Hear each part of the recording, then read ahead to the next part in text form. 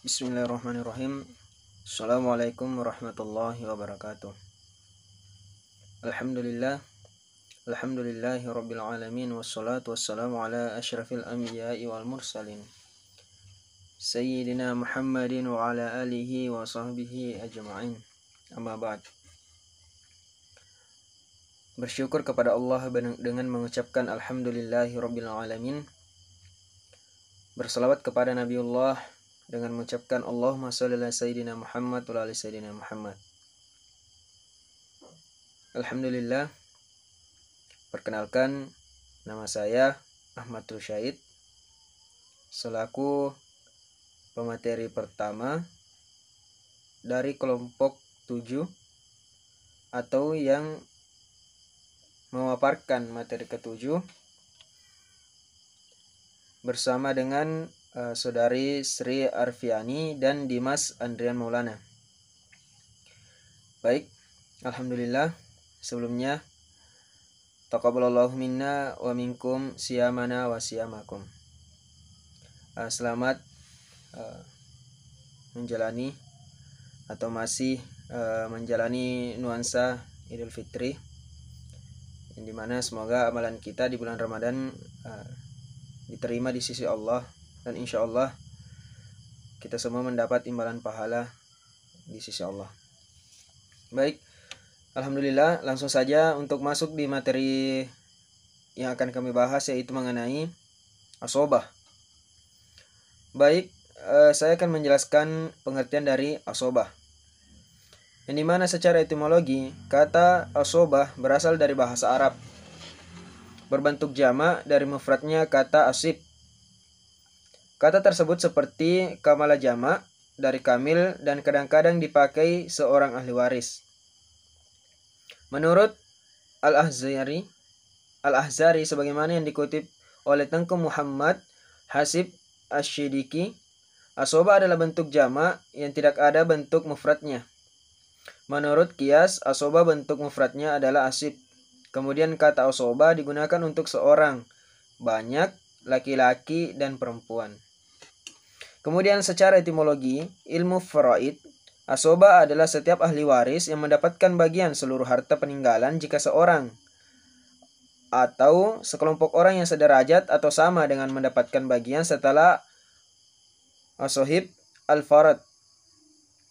Syarifuddin mendefinisikan asobah adalah ahli waris yang mendatangkan bagian seluruh harta atau sisa harta. Kemudian selanjutnya itu digunakan untuk ahli waris laki-laki yang berhak atau seluruh harta atau sisa harta setelah diberikan bagian kepada ahli waris sohib al-farad. Kemudian berdasarkan definisi tersebut dapat diketahui cara mewarisi asobah adalah pembagian harta warisan diberikan terlebih dahulu kepada ahli waris yang termasuk dalam kelompok asobah al-farad. Baru kemudian sisanya diberikan kepada kelompok ahli waris yang mendapatkan bagian asobah bi'al nafsi. Ketentuan tersebut berdasarkan hadis sebagai berikut,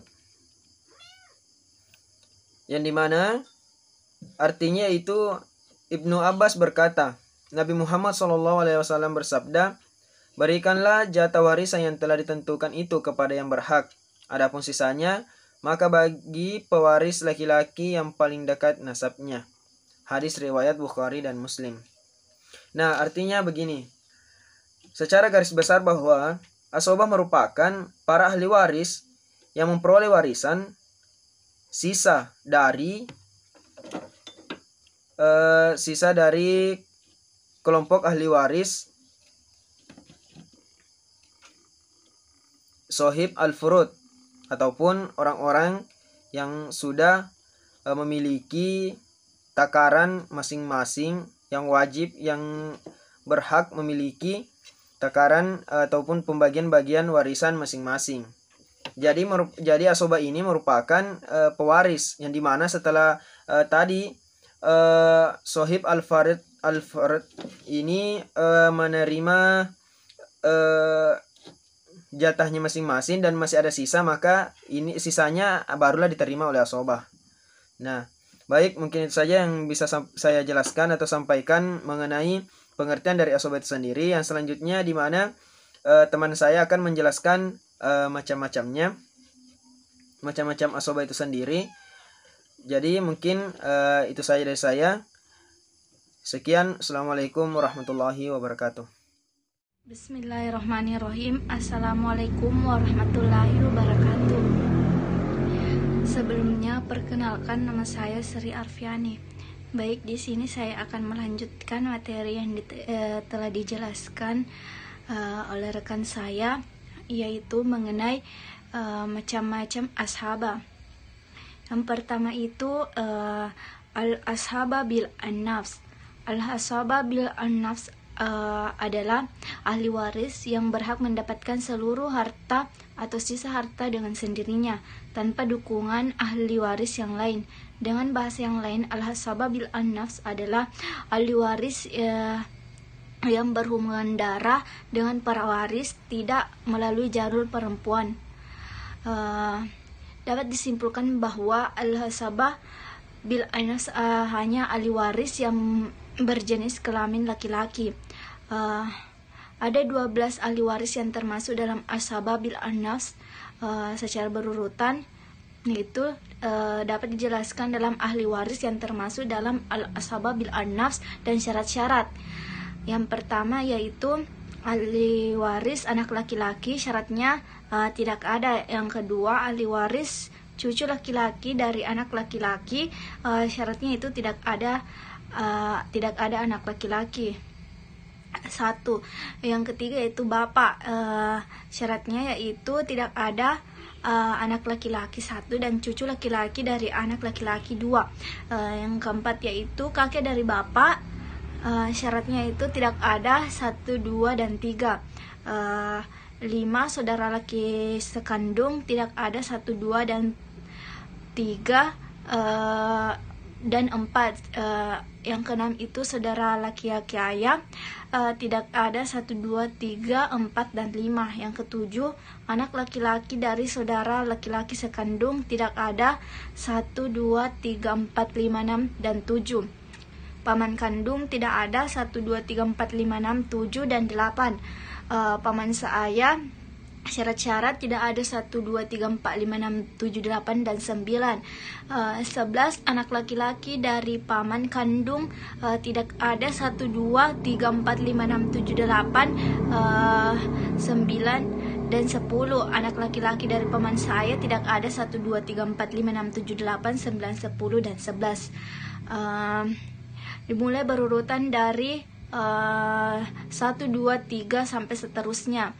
Keterangan nomor 2 atau cucu laki-laki dari anak laki-laki dapat menerima bagian atas nama ashaba bil an-nafs dengan syarat tidak ada nomor 1 atau anak laki-laki, dan seterusnya secara berurutan. Setelah nomor 12, mu'tik dan mu'tika termasuk ashaba bil an-nafs dan dapat menerima harta peninggalan dengan syarat tidak adanya ahli waris yang mempunyai.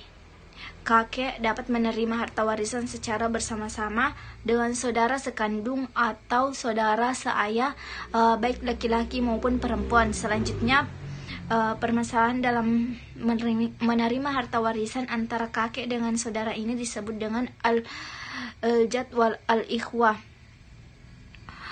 Ashaba bil an-nafs mendapatkan harta warisan pewaris sangat dipengaruhi oleh keadaan ahli waris yang ada dalam masalah pembagian harta warisan. Ada 2 cara mewarisi ashaba bil an-nafs. Pertama itu jika dalam pembagian harta peninggalan terdapat ahli waris yang mendapat bagian pasti, maka sahabat mengalami bagian setelah ahli waris penerima bagian pasti mengambil bagiannya terlebih dahulu. Kedua, mendapatkan seluruh harta warisan.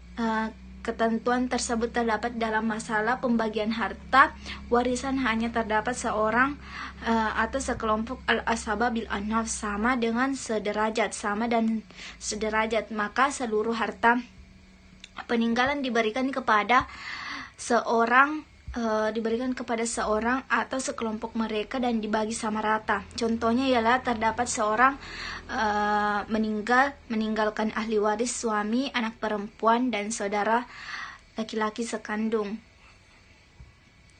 Yang kedua yaitu al-asabah bil ghair. Al-asabah bil ghair adalah ahli waris perempuan yang mendapat bagian 1/2 apabila seorang dan mendapat bagian 2/3 apabila 2 orang atau lebih ketika bersamaan dengan saudara atau saudara sepupu laki-laki.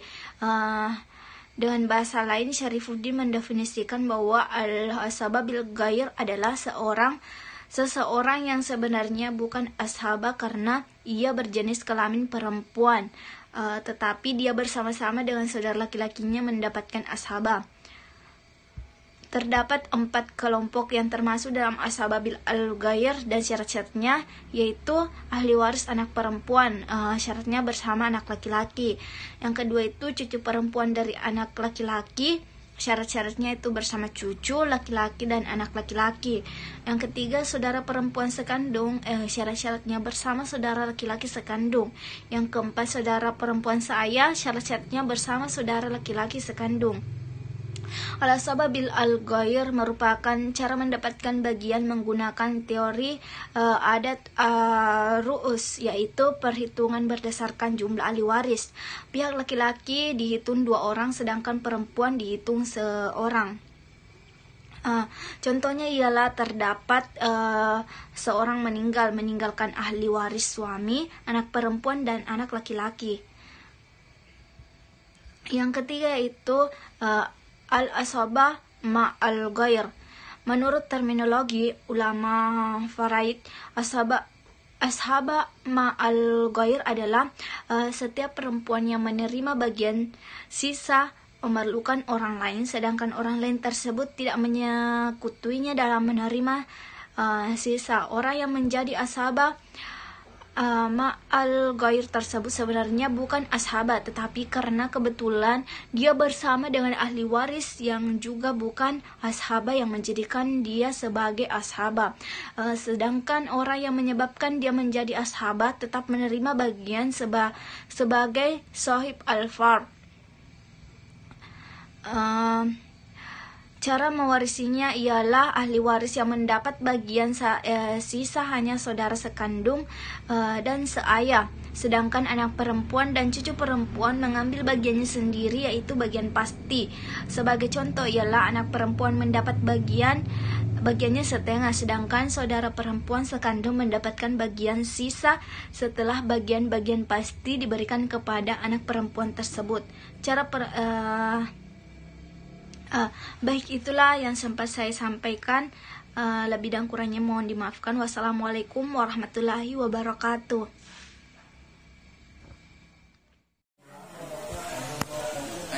Bismillahirrahmanirrahim. Assalamualaikum warahmatullahi wabarakatuh. Perkenalkan, nama saya Dimas Adrian Mulana, nomor urut 10. Saya akan menjelaskan mengenai materi dari kelompok kami, yaitu adapun ahli waris kelompok zawil arham itu adalah yang pertama adalah kerabat garis ke bawah, yang kedua kerabat dari garis ke atas atau leluhur, yang ketiga kerabat garis ke samping pertama, kerabat ke samping kedua, dan yang terakhir kerabat dari ke samping ketiga.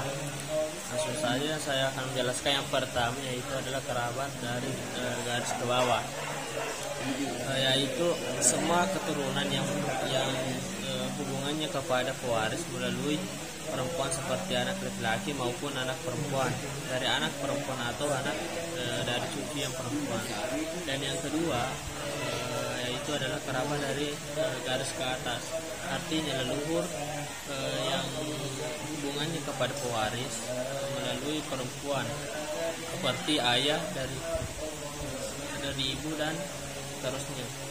Dan yang ketiga adalah kerabat dari ke samping pertama, yaitu anak dari perempuan, anak dari saudara perempuan, anak perempuan dari saudara laki-laki, dan anak dari saudara seibu.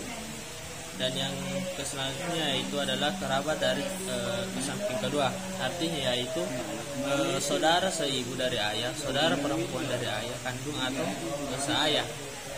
Selanjutnya yang terakhir adalah kerabat garis ke samping ketiga, yaitu saudara kakek atau nenek, sebagian yang berlaku pada ayah atau ibu. Ulama mengakui adanya ahli waris zawil arham sepakat menetapkan bahwa adanya hak pewarisan arham itu bila tidak ada ahli waris asabah dan bila ada sisa harta yang ada. Mungkin itu saja perlu saya sampaikan. Lebih dan kurangnya mohon dimaafkan. Assalamualaikum warahmatullahi wabarakatuh.